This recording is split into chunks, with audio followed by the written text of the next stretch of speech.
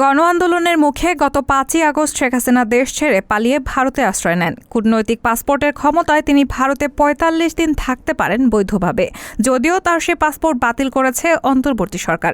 এদিকে আগামীকাল বৃহস্পতিবারই তার ভারতে থাকার মেয়াদ শেষ হচ্ছে। অর্থাৎ কূটনৈতিক পাসপোর্টের দৌলতে তিনি যে ভারতে ৪৫ দিন থাকতে পারেন তা পূর্ণ হচ্ছে ওই দিনই। এখন প্রশ্ন, তারপরে কি করবে ভারত? রাজনৈতিক মহলের প্রশ্ন, শুক্রবার থেকে শেখ হাসিনার কোন আইনের বলে ভারতে থাকবেন। মঙ্গলবার ভারতের পররাষ্ট্র মন্ত্রণালয়ের এক মুখপাত্র জানিয়ে দিয়েছেন, কূটনৈতিক পাসপোর্টের দৌলতে শেখ হাসিনার ভারতে থাকার মেয়াদ শেষ হলেও তাকে বাংলাদেশে পাঠানোর সম্ভাবনা নেই। তাহলে কোন বলে ভারতে থাকবেন শেখ হাসিনা? কোনো মহলের যুক্তি, হয়তো তিব্বতী ধর্মগুরু দালাই লামার মতো সাময়িকভাবে রাজনৈতিক আশ্রয় দেওয়া হতে পারে হাসিনাকে।